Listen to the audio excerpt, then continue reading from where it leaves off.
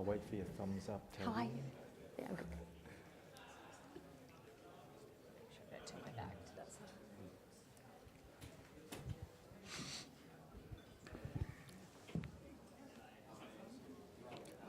Do you need a glass? Or? No, I'm good. Oh, where's your water? Oh, yeah. Okay. I just take yours. Okay, thank you very much. Let's kick off. As I said, it's fireside chat time with Kelly Power. Toby will be sitting down talking through longer-term perspective of advice on platform businesses. We're on to have Kelly with us today. She's the General Manager of Product for Colonial First State and has been since 2018. Previously was Head of Platforms at BT Financial Group. Other executive management roles for BT focus primarily on the management of platforms. Kelly holds a Bachelor of Communications from UTS, a Diploma of Management from the AIM, Diploma of Financial Services and Competency Directors course from the Australian Institute of Company Directors. Please join me in welcoming Toby and Kelly. Thank you very much.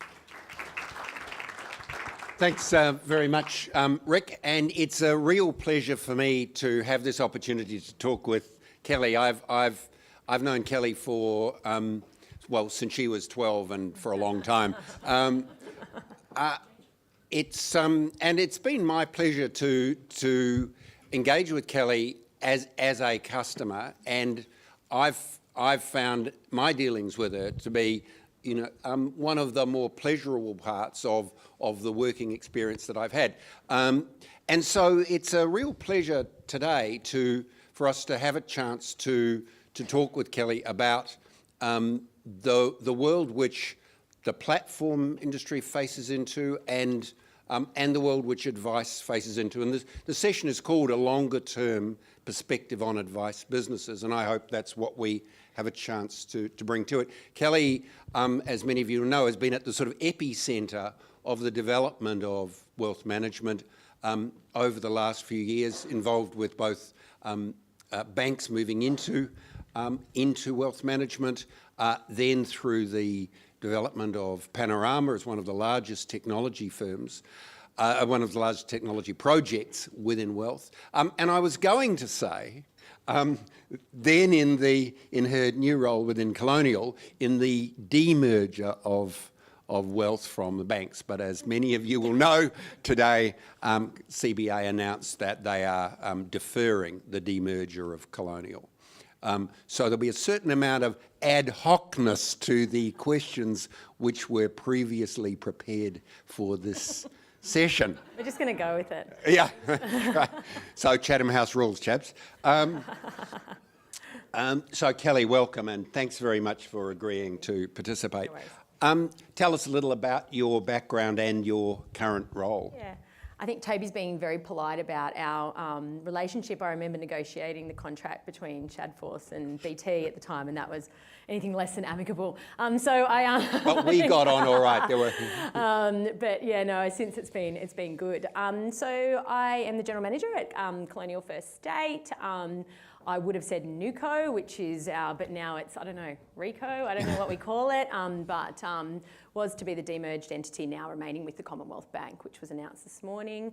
So pretty much my entire career has been in platforms and in advice, and I am a strong advocate for the role of advice in our industry and the value of advice in our industry and the role that platforms play now and should play in future in making sure that advice is affordable, quality advice is affordable to all Australians. So that's kind of been a bunch of different roles at BT and at CFS around that. But fair to say I've gone through nothing like the last 12 months, and I'm sure everyone sort of shares my view there. So I started at Colonial about a year ago. I was 6 days into my role when we got our first witness statement request from the Royal Commission. Anyone here that's had to go through that process and prepare a witness statement, I mean, I've never been involved in the legal system like this, and it was an unbelievable process. So spent 6 months on the Royal Commission and then came back into my role after round 6, the insurance round, and started as the general manager. So effectively been doing my role for about 5 months. Oh, that's good. And let's go back to that experience that you experience and I observed from outside in BT in Panorama. I mean, Panorama remains one of the largest IT projects and surprisingly for a bank IT project, a success. Let's talk about it. I mean, while you were involved with BT from the beginning, what was your role in that project? Yeah, and there's some guys over there that can probably give better answers to these questions than me that are still there. But I was involved I looked after BT Wrap and Asgard for a large period of time and then was involved in Panorama for the last couple of years. So not the initial design phase, but I guess you'd call the commercialisation of the platform and the building of the superannuation side. So. I should say that we run a technology conference in November, and I did ask John Shuttleworth if he'd come along and speak to the last one. This is after he'd left the project. I offered him two topics. One was called "If I Knew Then What I Know Now," and the other was, "Hey John, here's X 100 million. See how you go." He said no. Slightly. Yeah. So. With that project, you came into the commercialisation of it. What did that involve? What did that mean? Yeah, look, I think with long-term technology projects, they are quite complex and difficult, and it doesn't matter whether BT or CFS or a regulatory change project. The same sort of principles apply. They are that at the end of the day you need to deal with very rapidly changing technology. So I've been involved in projects like way back in my Asgard days, and I see a couple of the Asgard guys here, that were, by the time we were actually into the implementation phase, the technology was almost out of date, and that was when we were sort of app developments and pre-iPhone, and I'm showing my age here. And I sort No, just how behind Asgard was. What? Asgard was the first web provider in the market. But not to get defensive about it, but I think so being able to adjust and deal with the speed of change in a project is really something you have to constantly keep an eye on. And I think one of the things that was done really successfully in Panorama was having that view. I mean, there was a couple of really successful decisions and bets, I suppose, that were placed at the beginning. The first was that managed accounts would become such a strong part of the market. And so that part, I think, and Zach or someone can correct me on this, but was the first part of the release after cash was the managed accounts offer, because it was a recognition that that was going to be such a huge part of the market. So that was number one. Number two was this thing called configurable technology, so multi-browser, mobile first, making sure that the way it was architected had that middleware sort of layer and open APIs from the very start to be able to bring in new technology and bring in RegTech type tools. And I think that that's, for platform providers across the market, a real challenge and somewhere where we all need to move. So that sort of traditional bank view of I want to build everything myself, I'm going to actually, I'll be the trusted source of data and I'll bring in the best people that might be able to do this quicker than me, such as the people that built the sustainability tools and the reporting tools and things like that. So one of the things I've learned is, as a product owner, is that you don't always need to build everything yourself, and I think that that's an important lesson. What's it like having a bank as a stakeholder in a project like that? Oh, it's good from a capital perspective, I suppose. It's Oh, and now we've ruled out the good things. Yeah, look, and I think it's good. It's good in many ways in terms of the security of data and the security and the processes put in place. I mean, that comes with a cost, but I'm never at any doubt that our customers' data is completely secure and that we've got the best in terms of technology, in terms of protection. So there's some really smart people in both the banks that I've worked for, all three actually of the banks that I've worked for, around making sure that what we build is actually really robust and really scalable. And so moving on to Colonial, I guess those observations would apply with the current bank. Yeah, exactly. Yeah. And the next one, I'm sure. Yeah. Let's move on to talk. Let's move on to talk about advice and advice businesses. I mean, what do you see as the drivers for advice and advice businesses? Yeah, and so one of the things that I really worry about with what is kind of happening in the market at the moment and over the last 12 months is this advice gap kind of issue. So I was at a dinner the other night and there was a couple of advisors talking about what's the cost of having an AR in your business? Like how much does that cost you? And there's numbers between $20,000 and $50,000 that were thrown out. And I'm just sitting there thinking, wow, if I could just do the maths on this and work out the number of clients an AR can serve and what they would need to charge that client in order to make economic sense, that makes me very nervous and very concerned. I think that there is just this huge demand for advice. I got some stats actually because I was reading this excellent CBA report, to give a plug, and an investment trends report. And the CBA research was saying that 30% of people in Australia say their lives are entirely controlled by their finances. So entirely controlled. They can't, go out, they can't do anything. Their whole life is controlled by their finances. There's an OECD report that talks about a third of pensioners living below the poverty line. And then the investment trends report saying something like 88% of Australian adults are concerned about being able to retire. Like that's sickening to me. That actually, if you think about the purpose that we're all here for, that makes me really concerned. So there's a absolute need for people to get help and for people to get advice, and that's not changing. That's actually getting more and more important. I look at my parents who have just retired, and I have a family member that's terminally ill and was underinsured. The amount of help that we got from advisors was unbelievable. And so I really see the value and the importance, and I think as we start to add compliance and complexity and the costs start to go up, I worry that that's just going to create this huge advice gap, and the accessibility of advice will become, it's out of reach of the people that need it the most. So I think in terms of what's driving advice businesses or what's driving the demand for advice, all of those factors I mentioned are around that. There's a real need for it, but what I worry about is the flip side, and I think that's where things like managed accounts and conferences like this and the FPA and others really need to take an active kind of role in dealing into that and actually focusing on that problem. Yes, I heard, I think it was Peter Kell as FOFA was coming in, so reaching back to sort of 2012, stand up at an FPA breakfast saying, well, the outcome of FOFA is going to be more advice to more people at cheaper cost. And Really?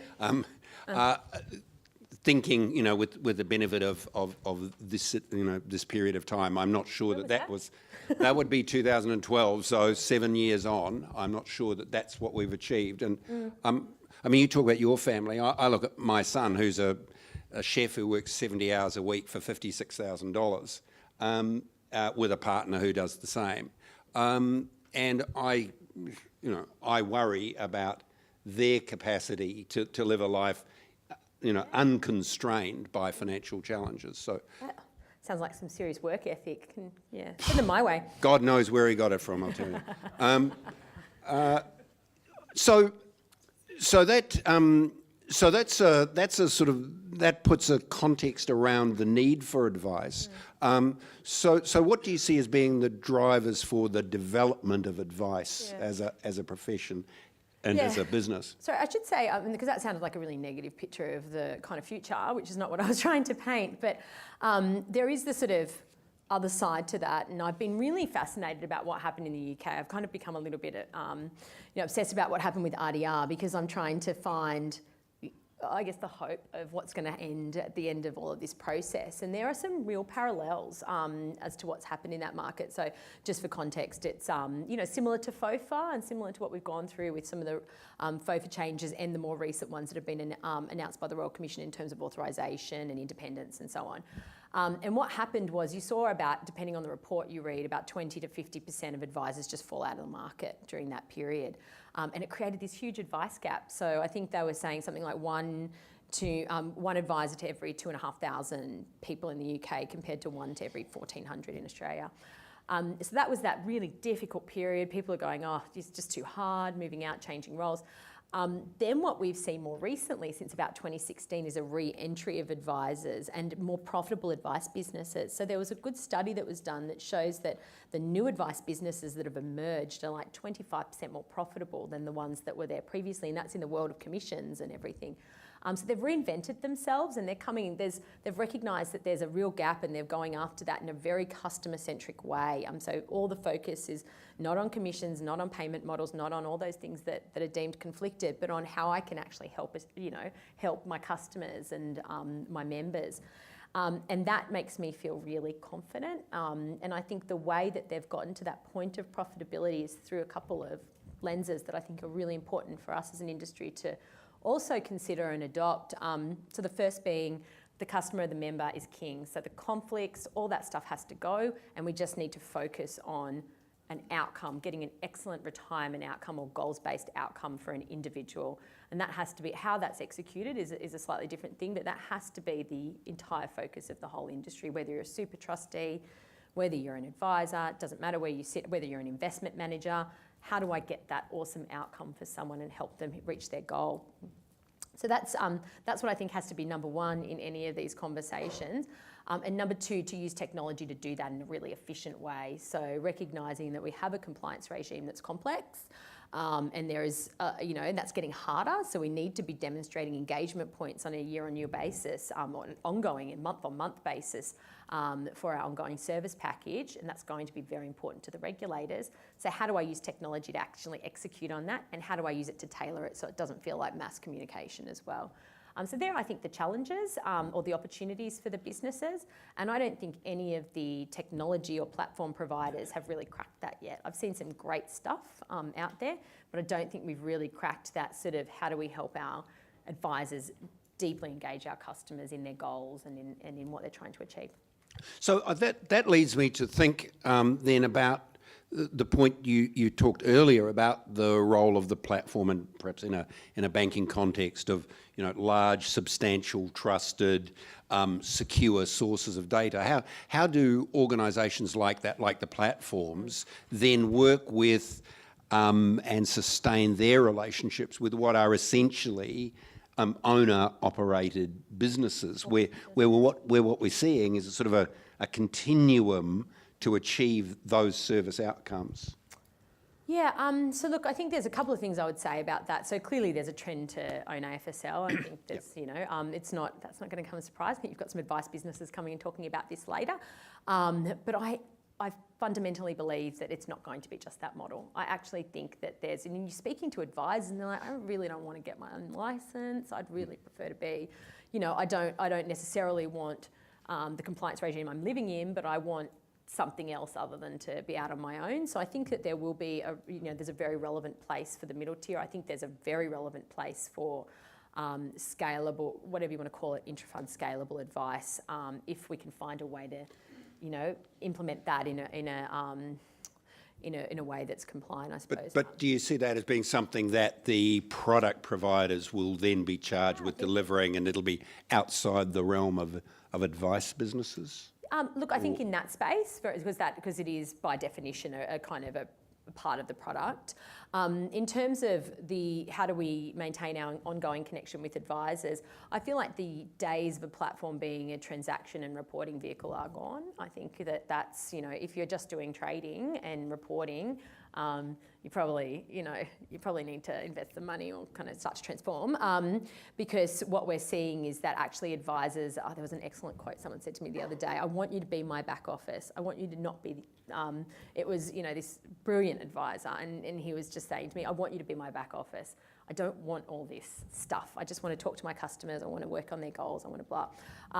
And that was very eye-opening to me, because the time of I want my planning software here, and I want my licensee services here, and I want my platform here, and I'm going to compartmentalise my business is gone, because that creates a huge amount of inefficiency, and we can't have that level of inefficiency if we're going to deal into the space that we're going into. One of the comments that came from the floor at the Brisbane session in a different session was John Whelan, who's a self-licensed advisor in Brisbane, made a comment to me as we were coming into the room. This is great. Coming to a conference like this is great. But actually, when I get back to the office, we're in the process of changing our server, and I've got to go and figure out, whatever the technical problem was. This is a an owner, manager, advisor going, no, my next problem's the server. And I'm thinking this is not actually the most productive use of his time. How is that scalable and sustainable? I mean, I think I also saw an advisor that came and brought me this, was showing me his goals kind of tool that he had designed like in Microsoft Word. And I'm like, oh my God, this is phenomenal. It was great. I wanted to hire him. He was, built this fantastic kind of goals-based engine. I don't know what was behind it in terms of algorithms and stuff like that, but, and it was just so engaging and so meaningful, and he had tailored it, and he, put a photo of his customer on the front of it and so on. So you can see that if we don't help with that stuff, they're going to do it themselves. But I think that isn't necessarily an efficient use of their time if we want Australians to get advice. And that's we need advisors to be focusing on advice, and we can kind of be the back office. And I think that, and help with the client engagement. And that's really where I feel like platforms need to transform to. Yeah. So look, this is a managed account oriented conference. So let's talk a little about managed accounts and about how the role you see them playing for advisors, and the way in which you see Colonial being able to deliver or support the various managed account models. Yeah, look, I think on managed accounts, when I was preparing for this and I was thinking about it, I'm always talking about the efficiency element of managed accounts. And if there's one point I wanted to get across to everyone, is that it has to be a customer first led, or a member first or client first, whatever word you want to use, proposition. So we have to focus on what is the benefit to the end investor, and that has to be paramount before anything else, before we even look at the benefit to us as platform providers, the benefit to, in terms of growth, the benefit to advisors in terms of efficiency and so on. So what is the benefit to the individual? And I was thinking about some great parallels from the GFC and when I was also at Asgard, and we were seeing people try and, planners try and get, licensees trying to get the planners to move into cash or move into bonds or move out of mortgage funds or whatever it was at the time, and the lag time that took. Yep. And it was months, sometimes 6 months. And you can remember, I don't know if anyone lived through that period like I did, it was hell. And I remember that the paper being shipped around the industry trying to get people to move, and the impact that had when people's benefits got locked up or eroded or whatever. So I just feel like it has to be, when we look at managed accounts and the why around managed accounts, it has to be because we're trying to get a better outcome from an investments perspective for those individuals. We're trying to preserve the asset allocation that they've entrusted us to deliver on. We're trying to give them good investment returns and good outcomes, whatever kind of the strategy is. We're trying to help deliver to that strategy. So I think that's number one. And I think that's really important because there's a lot of stuff going around, and I know IMAP and the Fold sent around some stuff, the Fold Legal, around the conflicts issues in managed accounts. If you've got that kind of lens of this is about the end investor, some of that stuff is less relevant. So I think that you have to obviously manage your conflicts, and I think the payments model in any business should be assessed with a lot of detail, but it has to be about member first, and the rest of it kind of then makes sense and falls out of that. So that's number one. In terms of the other benefits, obviously there's some amazing benefits for advisors in terms of efficiency, in terms of compliance, so making sure the asset allocation that you've agreed is actually what's being implemented. There's a white paper that we did, which is available at the Colonial First State stand thing, that actually talks about a lot of these stats and why businesses are more profitable and why clients are more engaged when they're in managed accounts, and you can have more touch points and you've got more time to service your clients and all that sort of stuff. So there's some really clear business benefits as well that are important for advisors to recognise and to adapt and to adopt as well. So don't just make it a product kind of position, actually use it as a whole of business engagement model. I should say I'm in a managed account. My advisor put me in a managed account in Panorama. I shouldn't say that, but it was when I was working at BT. So yeah. Temporary arrangement. Yep. Leave the guys. Not using it for competitor intel, I promise. Well, that'll be half the money gone when she moves, guys. Anyway, so that very funny. Very funny. So yeah, I'm in a managed account and I'm like, I love it and I get the look through and I get the information, and they've used it as all of business engagement tool. So I think that's another really important thing. So, well, actually, that's interesting. So, as a client experience, has it been something you've actually had some engagement with? I know you're sort of... Yeah, no, I have. And so it's like, I think about myself and my mindset. If I had sat down there and seen one investment and, you know, handing over the fees for advice and had seen one investment, you know, just even though it's illogical, because you know it's still, there's a bunch of investments underneath, how I would have felt about that. And I was very happy to see the direct equities there and, oh yeah, I have a bit of ownership in that. So yeah, it's as relevant for me who knows the system as everyone, I think. Oh. Look, Kelly, thank you very much. It's been a pleasure for me to have this opportunity to talk with you. And please join with me in thanking Kelly for her insights. Thank you. Thanks for not asking questions about the demerger. Thanks. Thank you very much, Kelly and Toby. Interesting takeouts. I mean, really thinking about the advice gap and looking at the parallels of RDR and looking at the fact that the need for advice still exists, and it's just a matter of what the model looks like going forward. Considering client first in the application of the benefits of managed accounts, and that really our businesses are the side benefit. So let's move on to our next session, why a business model will survive. So I'm going to introduce Bianca DeMello, who will moderate a panel session with advice professionals. Bianca, let me see, there we go. Bianca is New South Wales State Manager of the Wealth Intermediary Team at Macquarie and Banking and Financial Services Division. Her team focuses on working with businesses to transform their practices and enable growth strategies. Her previous roles were Head of Managed Account Product at Macquarie, not that group, Matrix. Bianca has over 15 years experience at Macquarie, Managed Account roles and Head of Managed Account Operations and Managed Account Business Manager. Bianca is a responsible manager for the bank's managed account licensee. Please join me in welcoming Bianca.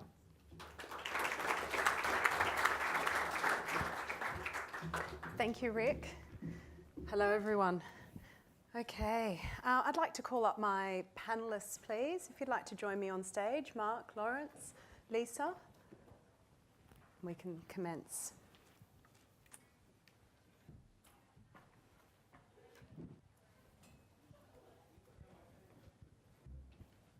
No? No movement? There we go. Okay. I'm going to start the discussion today talking about our benchmarking results. So Macquarie does benchmarking every 2 years. We've been doing it for 10 years. And the reason that we do benchmarking is to understand the trends that are going on in the industry, but more importantly, to understand what it takes to become a high-performing firm. And to continue the conversation that was started before by Kelly, it's really around the role of the advisor and how it's changing. And it's becoming much more of a centralised model around the client. So it's the movement away from the technical advisor towards a client-centric model. So this was one of the key changes that has come out more recently in our benchmarking, and something that we're going to touch on today. And 3 of the key areas that also came out, that what does it take to become a high-performing firm? So in terms of what is a high-performing firm, or what do we deem a high-performing firm, it's revenue of greater than 5 million, it's EBIT of 40%, and there's been growth in the last 12 to 18 months. And the purpose of the panel discussion today is to understand how the high-performing firms that are on the stage, how they're thinking about these 3 different areas around clients, systems, and process. So I'm going to start the conversation off, introducing the panel. So first we have Mark Smith, Group Executive at Perpetual, Lisa Fuentes, Practice Manager at Affinity Wealth Services, and Lawrence Poulter, Advisor at Partners Wealth Group, who also heads up the Sydney office for the Melbourne-based firm.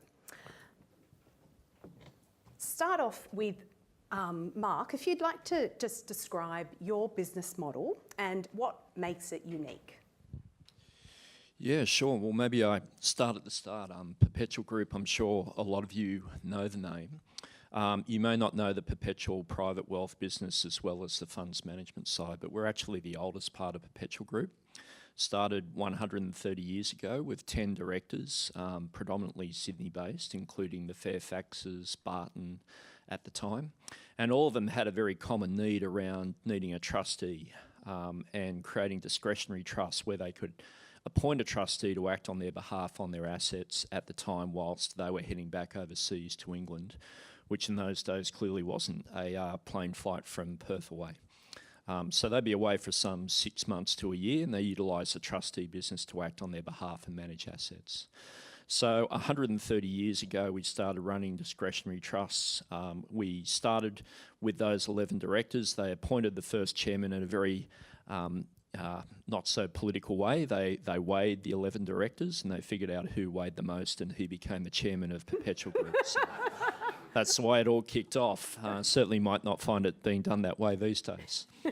So 130 years of managing discretionary trusts, and continuing to this day, we'd have over 5,000 discretionary trusts where we're acting on behalf of the client. But obviously, 130 years ago, we just didn't have the technology to implement the way we would today. So for 123 years, we were effectively doing a manual wrap, where you had a trustee. The trustee relied on a portfolio manager. That portfolio manager is independent of Perpetual Funds Management. They were making decisions on a portfolio based on the trust that had been set up originally. The trustee was implementing those decisions on behalf of the trust, and then all accounting and tax and admin was being calculated manually or produced manually behind the scenes, and then sent out to clients to provide them information on where things were. Now, we pretty well ran that way for 120 of those 130 years. About maybe 15 years ago, we started our own wrap platform. That was an internal wrap platform. And in 2011, we started to really transform the business and make key decisions about where we should be spending our time and where we shouldn't be spending our time, and what clients really appointed us for and what they didn't. And it was pretty clear to us they didn't appoint us because we had a platform. They didn't appoint us because we were good at manual accounting and tax, and we just needed to make a massive move forward to accept and implement the technology and functionality that was available. So back in 2011, we actually transitioned and decommissioned our own internal platform. We had about 7 billion on it at the time, transitioned across to Macquarie, who've become our partner that we've been utilising ever since. And together what we've been doing effectively is a massive evolution of the way we operate, $14 billion now internally within Macquarie, and our focus on the end client. About 5 years ago, we then picked up pace and really started to implement an MDA. And to give you a sense, obviously the discretionary trust side, it made massive sense. I recall 5 years ago, one of our guys recommended a sell down of a high dividend stock in Coca-Cola. Right call, everyone backed the call. Call got implemented, and to the point Kelly actually made before she left, a year later, some of our clients who'd been away on holidays or hadn't been in contact or hadn't given approval had not sold out of the portfolio. So the product and investment team did some numbers, and we worked out that the average leakage on our portfolios for a client in performance was around about 1%. If you look through a 3-year period of all purchases and sales occurring on that portfolio, just the leakage between a decision being made by our portfolio managers and the actual implementation of that decision. So it's an absolute no-brainer when you get to the academic side of why you would implement an MDA and why would you go to your clients and say, look, the discussion today of going backwards and forwards on giving approval for a trade is just prehistoric. We've got to start thinking about how we improve performance and reduce leakage in the portfolio overall. So here we are, 2019, about 14 billion in the portfolio now. That's run nationwide.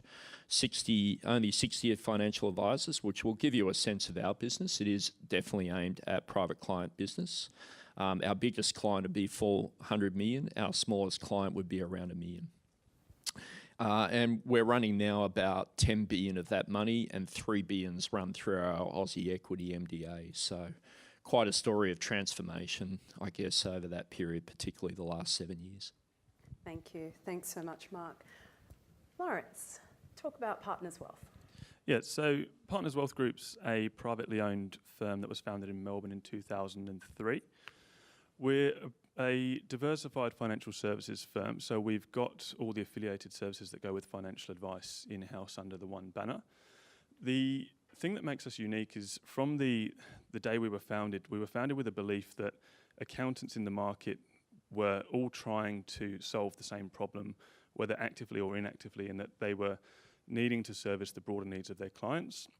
Some accountants recognised that and were proactively trying to do things. Some just didn't quite realise that clients were sitting there screaming out for help and they just didn't know where to find it. So the founding concept was all focused on how do we partner, that's where the name Partners Wealth Group comes from, how do we partner with clients and accountants more effectively to deliver more cohesive, better and more complete solutions. So it's quite unique in the sense that there's obviously a few people out in the space that are doing this, but from day one in 2003, the business has been set up with this mentality in mind that the accountant is the key gatekeeper to the relationship. And if we can educate them and show them the value of partnering with a business that's like-minded and is a cultural fit, you can create better and more cohesive solutions for the client base and strengthen the client relationship and deliver a better client experience, which ultimately is what it's all about at the end of the day.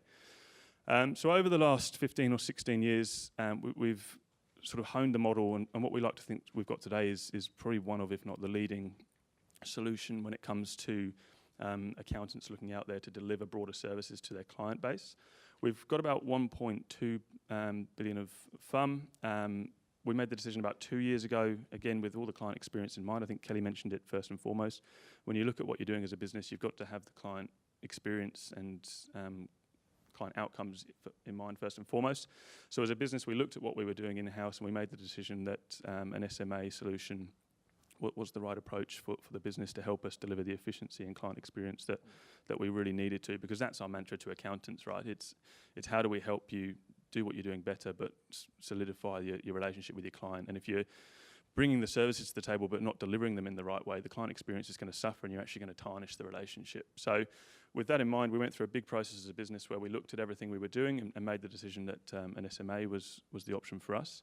And in the last 12 months, since I think actively starting to look at that solution and utilising it, we've transitioned about 300 to 350 to Macquarie, with about 150, 200 going into the MDA.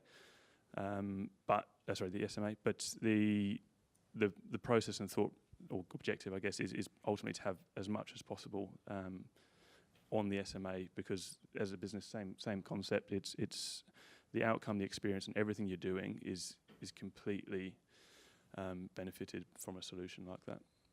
Great, thank you, Lawrence. Incredible business, particularly around the accounting space, where we see so many different businesses that we speak to struggling with the convergence of how do you bring that total solution to a client. So you've got a really amazing model there. Lisa, Affinity. Yes. Hello to everyone. So our business is set up with 3 divisions. So the first division is our specialist aged care division, and in this division, the focus is to provide advice to families moving their loved ones into care. We have 9 full-time advisors in this division, and all they do is aged care. So they don't have time to provide advice in other parts of the business. And this year we will see over 1,000 new families. So this is definitely a growing part of the business. The second division is our wealth and investment piece. In this division we have 6 advisors, and they manage $1 billion for our private clients. So this is the original part of the business. It wasn't set up 130 years ago. It was set up in 1998. And our third division is our accounting arm, and we have 1 senior partner and 5 supporting accountants in that division. Across the group, we employ 45 people. And what makes our business unique is that we focus on the client's full financial life cycle. So from their first mortgage to their children's education, setting up a new business, wealth accumulation, retirement planning and downsizing, and then into aged care. So in fact, it's quite possible that we could be providing advice to 3 generations of that same family group. So we've got your children, the parents and grandparents. Excellent. I think there's a real theme here, and it's really around all three businesses, very unique, different models. However, it's all about the client being at the centre, and that's how all the three businesses are structured. Mark, if you could take us through how has Perpetual changed the client experience in the last couple of years? Yeah, look, it's been therapeutic to get to where we are now, but not without pain. I think if you look at our advisors back in 2010, they were very comfortable in a role which was actually talking stocks. Effectively talking about asset allocation, talking about direct equities, not necessarily actually whether the client actually thought that was of value or not, but that was just really their prima facie way of walking into a client, and the client centricity to really understand what a client was actually seeking in terms of support, comfort, their emotional state, belief systems was really not on the table at all. And to be quite honest, that wasn't the advisor's fault. It was it came down to the group, and it came down to where we decided to spend time and where we thought there was time, which was around admin. And collectively as a group, what we just decided was, in a ubiquitous service, if you're to stand there and say that admin is the reason why you can charge the fees you do, you're just not going to be in the right place looking forward another 10 to 15 years. So we knew we had to swing the whole client discussion and the time we spend with our clients completely around from where it was actually being spent, which was on accounting and tax information, stock recommendations and income and spreadsheets. So that journey cannot be underestimated. I think it's a lot nicer when you're through to the other side. But that time really, transformation's the right word. You've got a complete operational transformation occurring, but you've also got an advisor transformation occurring. They've gone in a comfort zone where a lot of their clients, that's what they expected. That's what they expected when they walked in the room. In many cases, they didn't realise the other value that could be added, or the other conversations that could be actually going on. So for 50% of our advisors, I think there was a complete retraining process of actually sitting down. A lot of you will be well past this, but for some of our advisors, after 10 years of close relationships, it really was a case of going back and starting again and saying, okay, what are the discussions we haven't been having for the last 10 years in terms of the needs of the client? Let's break it down. Let's start with their families. Let's start with estates. Let's start with some real common ground around even getting their wills in the right shape. Let's start with spending time on things that we hadn't been talking about and had lost the currency of conversation on. So, that has taken time. It's taken a good 7 years, and in that time, I'd say through those conversations, we've probably rewritten about 50 to 60% of the wills of our clients. Just by actually focusing in on different starting points in the conversations. I think what's also come from that is deeper conversations around philanthropy. When you start getting past discussions about income and means for today, it's opened up a far larger world into the areas of, money beyond, complexity of families, what's important in terms of passing, thinking about both living philanthropy and philanthropy through wills and trusts as well. So it's been a real extension of thinking and discussions. And as a result, you can really see that come through. We do an NPS measure on our clients, and we measure it in two ways. We measure both the Net Promoter Score of our clients to the advisor, but we also measure the Net Promoter Score of the client to the company. Because we can find with a lot of advisors, if you hire someone, sometimes they can be all about themselves, but not get that great sense of balance between the strength of the company and the strength of the relationship they're building out as well. And there's been around a 70% increase in that Net Promoter Score over the last 5 years, and that's even including last year through the Royal Commission. Matter of fact, we had our largest jump in Net Promoter Score last year, which just shows, in an event like the amount of questions, additional questions a client had, had we been back in that old way of thinking that we were coming in to have a discussion around admin, I'm not sure we would have got it through that period as well. And there are a lot harder discussions last year about value. than probably what we've seen since 2008, 2009 as well. So, it was hard work that's been paying off for us in terms of the currency of the conversations we're actually having. Thanks, Mark. I think it's touched on a really important point there around most of the growth for a number of financial advice firms comes from referrals. So it's how are you almost getting your clients to advocate on your behalf?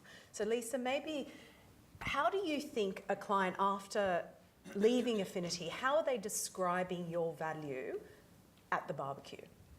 Well, the focus for the business for the last couple of years has been around value, and what do I mean by that is the relationship. But of course, in order to focus on that relationship, we need to be able to give our staff the time to do that. So the conversations that I guess our clients are having is around service delivery and us being able to deliver what we say we're going to do. Doing it in a timely manner. So I guess for me internally, my focus is to ensure that our staff do have time to build those relationships with their clients. And that's not just from an advisor's point of view, but it's also from client services to our reception, to our research team, and also our advice teams, which is the paraplanning team. So the way we do that is by always looking at refining our existing processes. We've also in the process of building an offshore team that look after all that repetitive, mundane, administration tasks that have that the clients expect. And also it allows our guys to, pick up that phone and talk to their clients rather than, filling out application forms and ensuring that the execution part is delivered. So the focus in the business from a value point of view is the relationship. That's key. We hold a number of client events as well, and the expectation is that the staff will be able to attend the function to engage with their clients on a social level outside of that work environment. So for us, it's the key is that relationship, the service delivery, and the execution. You touched on there the process. Maybe Lawrence, talk around how, from your business perspective, how do you give the advisors the breathing space to be able to really focus on the end client, really deliver the personalisation that's required? Talk us through how you do that in your back end from an operational perspective. Yeah, so I might even just go back a step and talk about why we do that again, just to reinforce some of the stuff Mark said there and Lisa as well. So basically, the point Mark was making there, which was interesting, is a lot of advisors do anchor their value to the investment piece, or have done historically, and that's a problem for us. So some of the work we've done through Macquarie as part of the Macquarie Van Network. If anyone's not familiar with the Macquarie Van Network, then have a chat to one of the team, because it's an awesome support basis to have behind the business. But what that's enabled us to do is actually go out there in the market, not just in Australia but internationally, and look at what it means to be an advisor of the future. So what are clients asking for, and what are other people doing in the space already? So particularly when you look in the US, there's some really amazing things happening that are creating much more deeper, meaningful conversations with clients, and that's where the true value in an advisor relationship ultimately lies. Because if you're competing on investment and your ability to do X, Y, and Z, at some stage you're going to underperform and you're going to lose that relationship. It's kind of inevitable.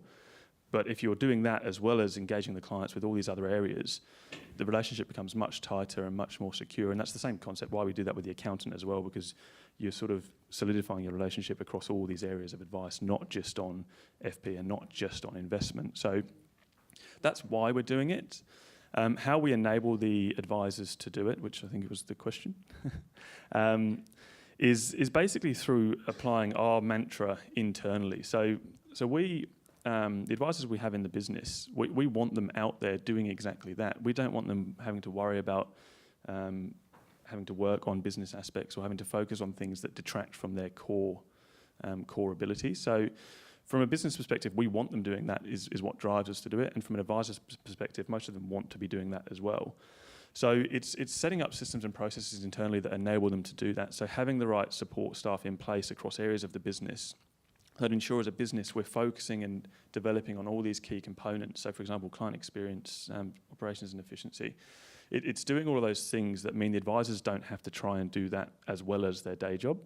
So one of the best things we probably did as a business was appoint someone into the role of Head of Operations, Innovation and Efficiency. And the second best thing we probably did was make that person a German guy. Because it's been unbelievable. It's a stereotype that just seems to be holding true with him, because he has transformed our sort of experience and process and efficiency. And again, through some of the work with Macquarie, it's enabled us to really set the advisors up to go out there and do the things they enjoy doing. I guess we're asking a lot of advisors now. So it's you have to kind of go across the spectrum. You have to really understand your clients. You have to understand the business. You need to understand investments where you may potentially be outsourcing them. Let's turn now to your people. So how do you attract? How do you retain?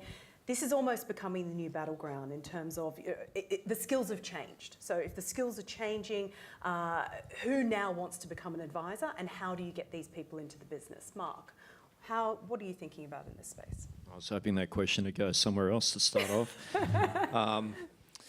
Look, it's tough. I'm sure a lot of you that are out there now, it's once you find that dual member of your team, the word irreplaceable comes up a lot more than what it has before.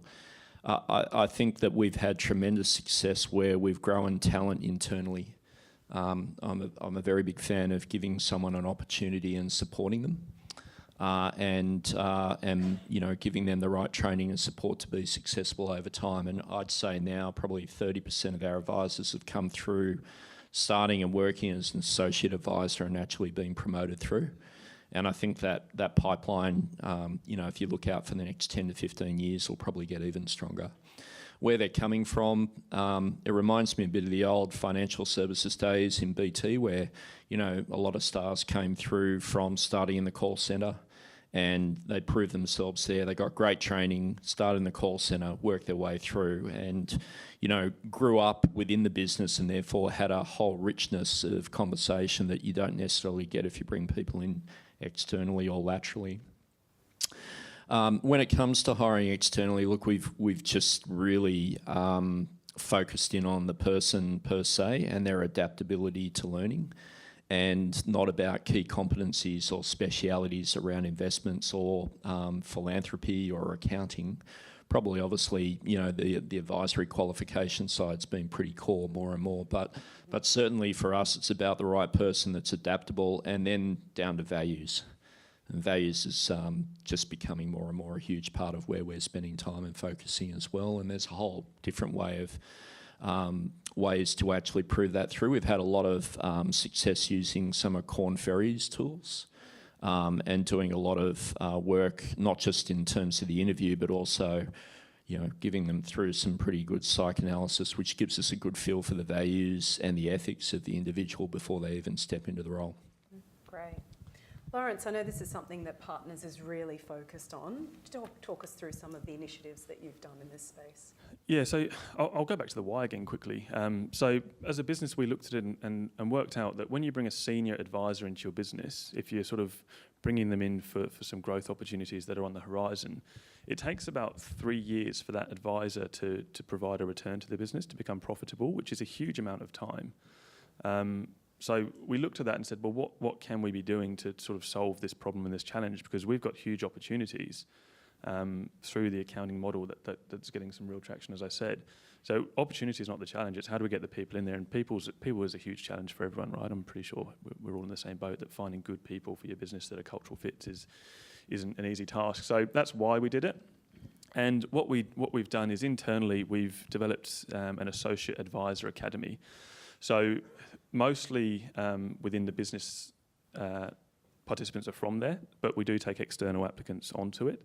It's a soft skills program, so it's nothing to do with the technical component of advice. It's all about soft skills, because what we're seeing is a lot of people are coming out of uni or coming out of some of the programs that are out there, and technically they're great, but they just don't have the soft skills that really enable you to be, and again, we talk about an advisor of the future. What's an advisor of the future doing? So that they were really missing this core skill set that we needed in the business and that we sort of promising accountants were bringing to the table. So we developed this advisor associate program. It's a 2-year program. It's not intense. It's kind of run over 1 or 2 sessions a month. And it basically enables everyone that goes onto that program to model out a career path in the business. And that doesn't have to be advice. So we take on, some of our accounting partners actually put forward some of their staff to these as well, because it's the same challenge for them. The tax and compliance piece and the technical piece is going to be replaced by AI soon enough. Or the value of it, at least, is going to be eroded by some of the things that are happening in that space. So they've got the same challenge. They need to be able to have broader, deeper and more meaningful conversations and adding value to their clients, whether it's in the work they're doing or the ability to look outside of just their core focus. So that's what we're doing. The benefit of it is, and I guess it's kind of the same message there. Once you've done that and you've got it happening for a couple of years, it's a really powerful piece to be able to say to a new graduate, just have a look for yourself. So walk through the business and have a look at the 10 people that are giving advice in that area, because they've all come through the Associate Advisor Academy. And it just resonates so much more powerfully when you can sort of see and touch something, obviously. So that's what we're doing and how we're doing it. Great. Thanks, Lawrence. And Lisa, with Affinity, the young grad that's out there, they're looking for that financial services world. How do you get them away from the big institutions and say, no, come work for us, this is our growth, this is our trajectory, you want to be part of this? We've had a few graduates come through the business, and I guess the biggest challenge for us is setting out a defined career path. Being a small to medium-sized business, the opportunities arise as the business grows. However, that's what new graduates are looking for. They're looking for defined career paths with timeframes that sit behind that. In addition, they want to be aligned with a group or a business that has purpose. You know, that social purpose, the why why we do what we do. But in Affinity, I guess the process that we go through or what we have internally is that we encourage an open, honest conversations with our staff. We're always working with them. We're talking to them about their career aspirations. We're talking to them about how they're going to fulfil those career aspirations. We're talking to them about goal setting, so setting these incremental goals so they can see that they're moving towards their end goal. And we support this by running internal and external training sessions, and most recently we've built in a mentor program. Great. There's some incredible initiatives that are going on across all of the businesses there. Both Mark and Lawrence, you've touched on the managed account aspect. Lisa, maybe talk a little bit about how managed accounts has worked in your business to date and what you're looking for in the future. Okay, managed accounts came into the business a few years ago, and I guess the biggest advantages that we have found is the administration efficiencies and also the time around that ROA process and seeking the approval from the client to execute a trade. Right now, we're actually going through an acquisition growth phase. So I've got experience from, so we've gone back in time with some of the businesses that we've acquired, which are still running that ROA process where they have to send out a compliance document to seek that approval from the client and return and then execute. Now, the time frame with that is quite lengthy. So the MDA for us over the last couple of years, what it's created is great efficiencies, and I go back to that, the value piece for our clients, which is that relationship building. So the staff now are able to build those relationships with their clients and not having to spend time executing those trades, sending correspondence out to the client, seeking that confirmation, chasing the client up for approval, etc. What are we doing moving forward? We're moving into the SMA space as well. So we run our own managed accounts, but also we're moving into the SMA space along with the Macquarie team. That service offering will be more so for our for the new businesses that are coming through that are currently running that the non-MDA offer. Great. Thank you very much. I can see that it's flashing red at me at the moment. Any questions for our panel today? Yes, Rick. Mark, you were talking about your transformation with the client group and considering the time this was all happening. How much of a challenge was it? Sorry. How much was it a challenge to, I guess, the advisors to think about the new business model, but also to help the clients understand that, you know, something that you've been doing for 120 years was still, and it was the core, has now a portion of the value proposition. What was some of the conversations that you were having to transition thinking? Yeah, I think that's really when we took a very much an evidence-based approach. So that back testing over the portfolios over a 3-year period, the fact we could show 1% leakage through nothing more than approach, no change in investment decisions, no change in asset allocation, and yet a 1% improvement in overall performance return to a client's a pretty meaningful way of creating evidence. And I think as well, very important evidence point for the advisor as well on them accepting the change process and the training and the actual, if you like, skill-based work that we went on to increase value proposition to the client. So, well, in the absence of evidence, with a highly educated group of individuals, it's hard to get change. So certainly we've always done it from that side, evidence. Okay, thank you very much. I hope that's given you some insight into what it takes to be a high-performing firm. Thank you so much for sharing your stories today.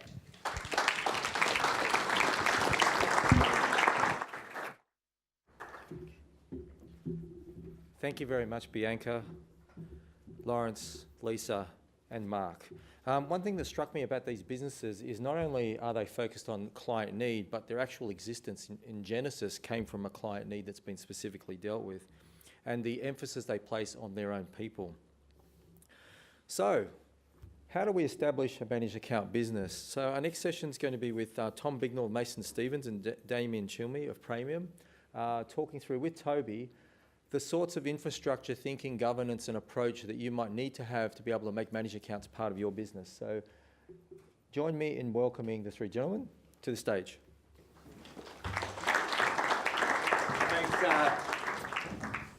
Thanks very much, Rick, and it's a pleasure for me to introduce Tom Bignell, who's Managing Director of Mason Stevens, and Damien Chilmy, who's the Head of Governance and Compliance for Praemium.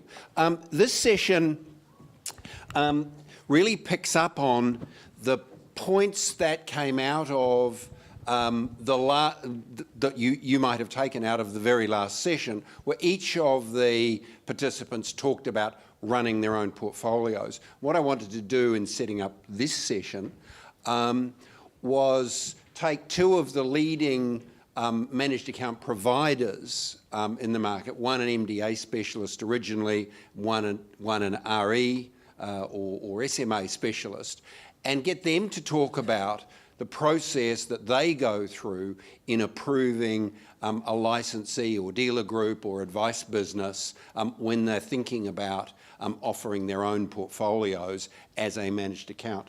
Format that we're going to follow today is Tom and then Damien are going to talk about the process within their firm, and then we'll have a chance to kind of explore some of those themes, and I'd welcome you asking questions as we get to that session. So let me hand over to Tom first up. Thank you, Toby. To take us away.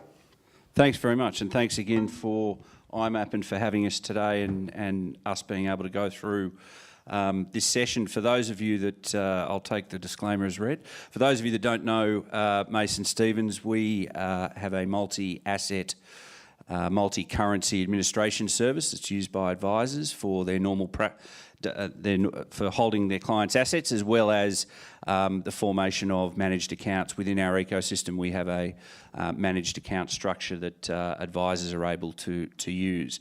But we're across all asset classes. We have live execution and a full global reach. What that means is clients open an account and they can hold their BMW shares next to their BHP shares, next to their Alphabet shares. They can hold different denominations of different currencies, and we've got a fixed income capability where we break bonds down. And then the cornerstone is obviously any managed fund, but managed accounts, SMAs that we have on the system as well. In terms of how we structure, if people come to us and want to do something in the managed account space, we're actually pretty agnostic because we've got a very wide licence capability. So we are actually an RE as well as an MDA provider. The bulk of people who use us in the managed account space come through the MDA and use our MDA. Some use their own MDA and use us for the administration. But across both of those, obviously the distinction which we'll talk about, via an MDA there is a mandate process, whereas via an RE there is a PDS process. And it's multi-asset, multi-currency in all, and you've got investment options or SMAs across both as well. The service looks something like this, where you can really, we've got clients, a lot of our clients are different. Each managed account service that we put together for people has its own tinge on it. You can see the grey buckets down below. This is an asset class with a risk profile above, and clients can either come in at the growth or at the growth conservative balance level, or down below at the asset class level. Again, you can have real return, CPI plus, multi-asset portfolios. It really depends on what. But the key part of this whole slide is the grey box up the top, which is the investment committee and the governance committee, which really governs how the whole managed account structure works. And that's what we're going to zero in on today and focus. And without stealing much thunder, I'll hand back to you, Toby. To Damien. Now, just before Damien starts, I should say that managed accounts really got going in around 2004, and the very, very early managed account conferences back in 2004 and 5, Arthur Namides, who set up Praemium, and I, and my guys then in model portfolios, subsequently became investment administration services, or managed accounts, or now Explore Wealth. We were going around banging on about the differences between SMAs and MDAs, and I didn't think that 15 years on, I'd have the opportunity to share the stage with Praemium again as one big happy family. So, Damien, over to you. Thank you for that. We'll just skip forward some of these slides. And Toby, sorry, I'm not head of compliance. I think that's head of investment managers and governance. I think Praemium be pleased that I'm not head of compliance. So today is just really to give you a bit of a perspective from a researcher's point of view, what we're looking for. We see a lot of managers coming through. I won't labour this point here, but there's a lot of time spent around thinking about what kind of structures are going to work well, and that's very much occurs at the very formative stages of all of this. And so, we'll talk about convergence on a lot of these things. So we're having these conversations every day. So whether it's institutional fund managers thinking that should I launch a managed account, advice groups thinking about what do I do in this space, stockbrokers as well have been very active in this space historically via MDAs and also into SMAs as well. So there's a lot of considerations that are given to what kind of approach. And I think what I'll just touch on is what we're actually seeing is a lot where both MDAs and SMAs are actually utilised side by side with each other, which is probably a bit of a different complexion. It doesn't need to be one or the other. A couple of things, about just touching on what's required out of all of this. I think, a lot of it, and we'll talk about, what does the advice group bring to the table as an investment manager? That's quite key to all of this. And I think that's really the focal point out of it, is that you are being appointed as an investment manager. And the key thing that we'll look for is, is there capability, is there dedicated resources in your business about being an investment manager? It's not a part-time job between being an advisor and being an investment manager. So we're looking for very dedicated specialist resources within the business. But the other part that surprises a lot of people is how much time we spend on designing the investment strategy and the mandate. So that's a real key part to what we do. And, what are we looking for? Really people who can meet the objectives that are set out in the PDS, to match or exceed the ASX 200 total return. Do you have the capabilities actually to do that? Is there a process? Is there a skill, etc., to do that? So that's essentially what we're looking for when we make these appointments. This one here is just I suppose, a couple of key areas that we look at. A lot of people, my peers, within the research fraternity, will see these categories of parent, process, people and performance. They're very key kind of topics that we look at. What I've done is just touched on a couple of interesting points that we'll narrow in on fairly early on, to ascertain whether this is a discussion that we want to continue and further with a DD point of view.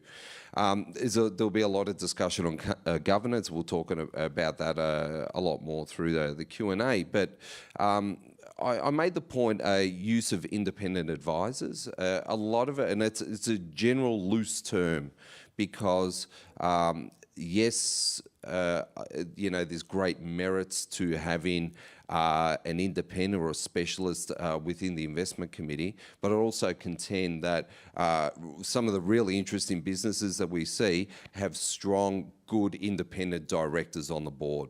And that, for me, can be just as influential as having, independence on the investment committee. So that's why I just wanted to make that point there. The other key one that you work out pretty quickly how evolved this investment process is the use of systems within the business. So using FactSet, Bloomberg, etc. And why that comes through is, talking about proving up track record, the ability to work out how the returns were generated and the attribution around that. And that's really quite important, both, as a group, trying to understand where your strengths lie, where you need to get some external support or not, and then just to work out having control over the whole investment process and the investment outcomes out of that as well. So the other key things we'll take as given, process being documented, etc., and so forth. So it was all about today's topic, so as an advisory group, can you run portfolios? The answer is yes.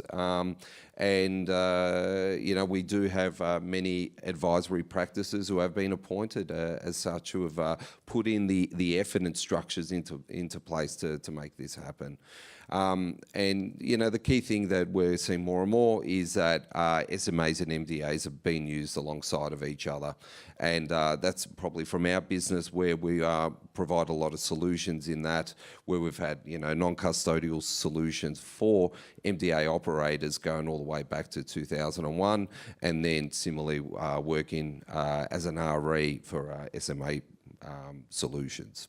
Well, let's dive into the questions then. Let's talk about the point that you just made, Damien, and for you, Tom, about the proportion of the managers within your respective businesses that are in fact primarily advice businesses as opposed to primarily, fund managers with an SMA or MDA portfolio. Yeah, sure. So we did start in 2005. So we've got 18 managers in total. 80. And from the early start out of all of that, it was mainly institutional managers, and it still is the bulk of what we have.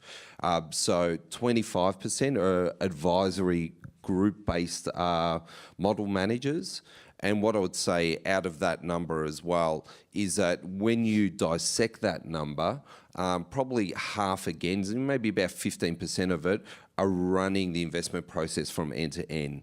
So there's still, within that advisory group cohort, there is many of them that are utilising asset consultants in some shape or form as well. And Tom, you're a bit more advice business centric, aren't you? We are, yes. So our external fund managers that we have on our system is really demand driven. So we have probably about 20 of those fund managers, and then another probably 30 dealer group, or 25 to 30 dealer group managed account structures.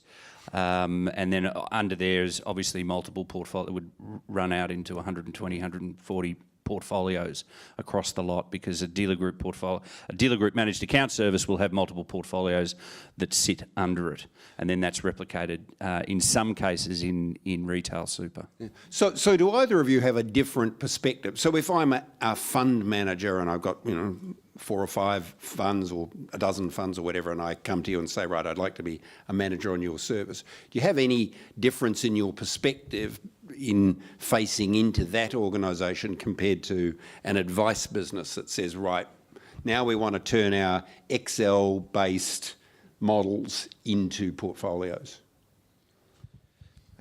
Largely not, but because we're still appointing an investment manager. But what I would make as a point out of all of this is that we're always trying to review conflicts, and conflicts are different for asset managers to what they are for advisory firms. So there is probably that one difference, but it's still the same topic, but we just narrow in on different aspects of where conflicts of interest may arise.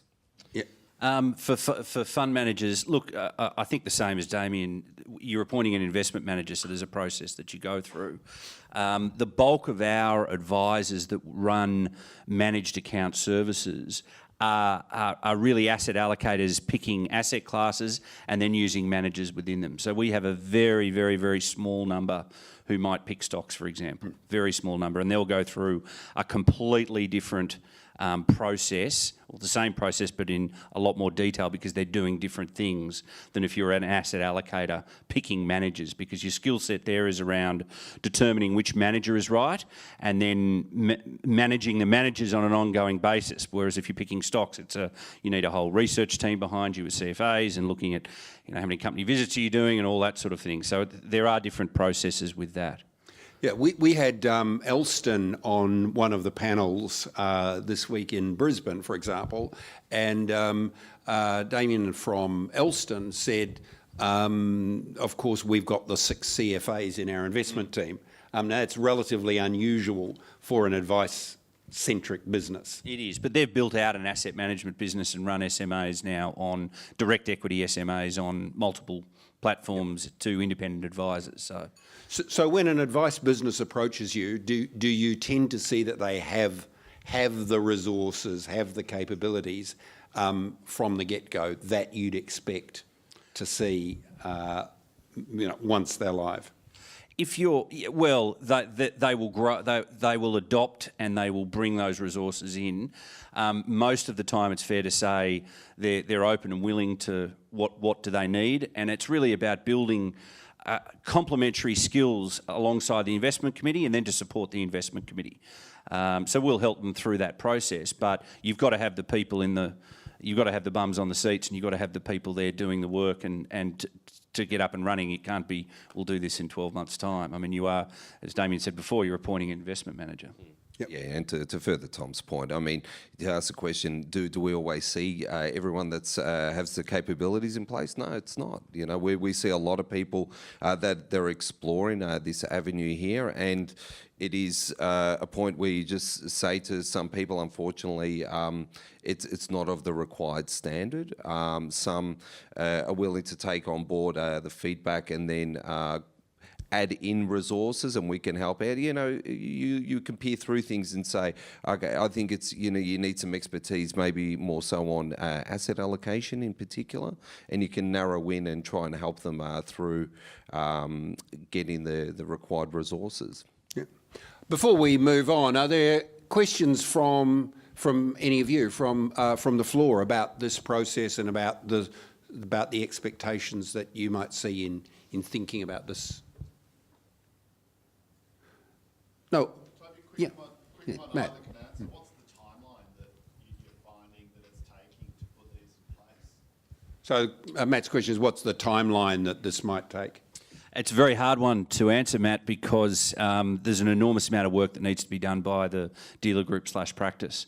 So we can move along a timeline as fast as they can, but you'll usually go back and forth quite a few times, particularly as they're going through the filling out of an FSC and then the supplementary documentation that comes with that. And you actually get a very good idea through that process of their resourcing. And, if they're going to become an investment manager, they have to have the proper resources to be able to do that. So it really varies. But look, 3 months you can if you're ready and got everything ready to go and the resourcing there, then you can be up and running, I think is... No, it's fair. Something like that. Yeah, I would say, institutional managers who are used to, dealing with RFPs, mandate designs, etc., you'll probably get away in about 2 months, go to woe. With advisory firms, because the RE appointment, it's not something that they're doing every day. It can take a little bit longer. Once all the documents are there, it would say probably about 3 months. But more instructively, I would say, when you're meeting firms and you're thinking about what designs, MDA, SMA, how many models, structurally, how they want to impart it within the business, honestly, it's probably 12 months. And you're having those very early conversations and they go back and thinking about it. And then the final thrust about, documentation completion and so forth, yes, that could be 3 months at the end. That's a very, very true point. We see that as well. Portfolios change, portfolios evolve as you go through discussions with your providers. Yep. Okay. What now? We've touched on this issue of independence. So let's talk a little more about the types of independence that you want to see on an investment committee. There were a couple in the room. Michael Karagiannis from Jana is here. Robert Talevsky, who was one of our moderators, is here. I'm sure there are others. So we're seeing a growth in independent asset consultants, the Evergreens, the InvestSenses, the Quillers. What are you looking for in terms of external input to that dealer-centric or advisor-centric investment process? I think, to steal something from Damien, we spoke on Tuesday, and I think Damien put it quite well, and I don't think I can put it better. It's almost like putting together a board of a company, because you need some independence. You're obviously going to have someone from the practice there.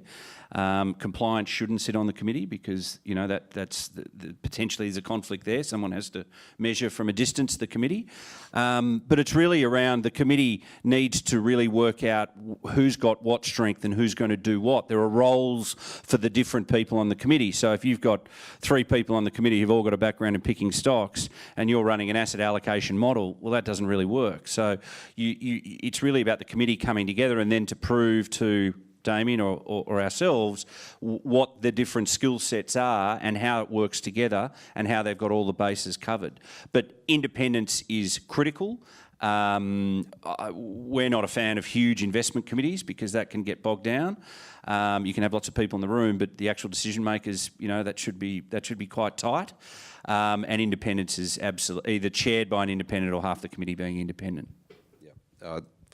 Yeah. Wonderful. That was excellent. So touching on summarise, it's like a lot of boards do this. They're doing a skills matrix, and that's kind of what you go through with an investment committee. Don't stack it with numbers unnecessarily. We'll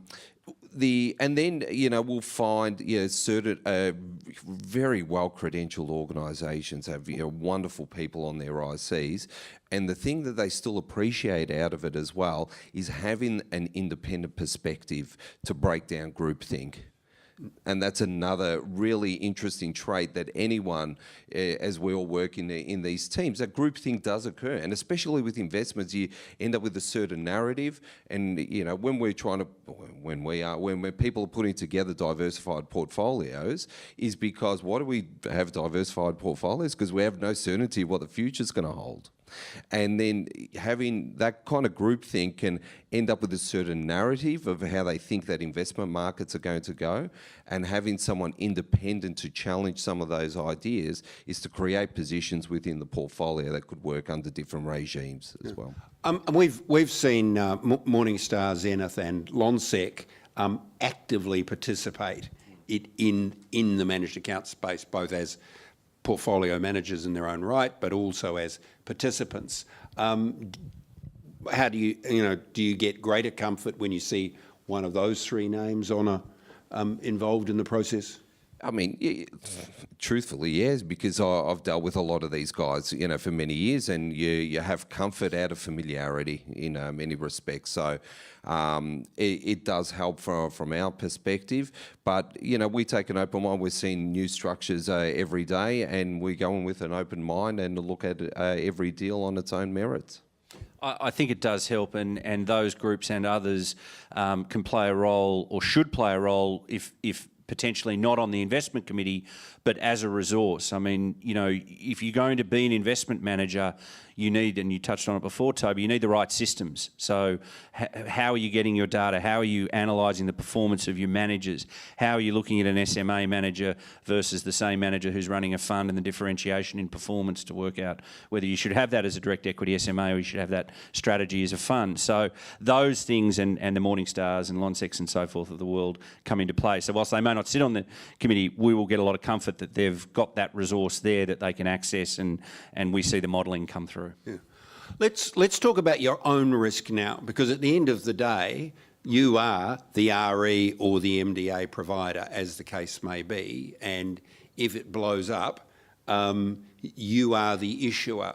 How do you each manage your own risk to ensure that what the investor was told, led to expect, is actually what reasonably occurs? Oh, look, that is our job. And at the end of the day, anybody who's doing any sort of service through us using one of our licences must understand, and we make it very clear up the front, that this is our licence, and it is ultimately our responsibility. So I think you've got to be very clear, and you've got to talk people through that consultative process at the beginning, and reiterate it as you go through documentation, that things can go wrong and performance can sway and continue to fall. And if it does, then hard conversations need to be had. And the person that you're appointing, the investment manager, you know, very clearly need to be understand that, because the ongoing, it doesn't just end when you launch the service or launch a mandate or a PDS. You know, there is an enormous amount of work in ongoing management to ensure that exactly that a retail client has been looked after and they're in the right possible portfolio or the right possible model, and that those models are performing as per what you've talked about in the mandate or the PDS.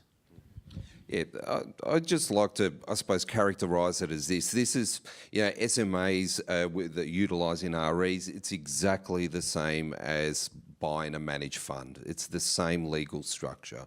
And with under that arrangement there, you've got the PDS, and that's a key disclosure document that retail investors have to say that this conservative fund has this kind of, or this conservative model has this kind of investment objective, and it will invest in Australian equities between X and Y and so on and so forth.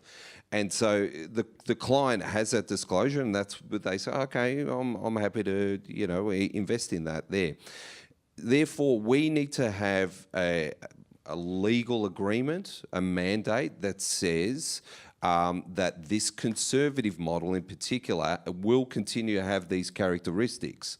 So I don't want to wake up in one morning and see that this conservative model has 100% in Aussie equities. That is not true to label to what that is. So the mandate has prescribed conditions about certain boundaries and certain characteristics that model should have to ensure consistency with the disclosure in the PDS. Look, before we wrap up, are there any final questions from anybody? No. Well, look, please join with me in thanking Tom and Damien for their presentation.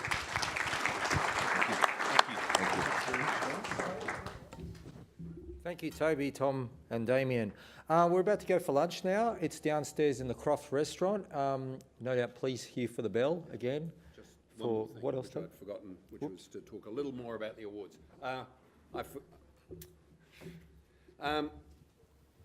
So I mentioned the awards early on in my introduction. On the screen here is are just the dates for the submissions opening in a couple of weeks.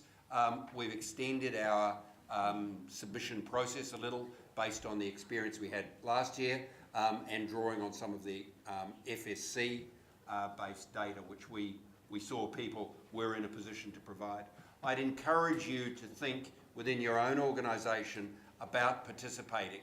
You'll get value out of the process, and it'll give you an opportunity to be recognised in the asset classes and in the licensee or innovation award as a leading provider.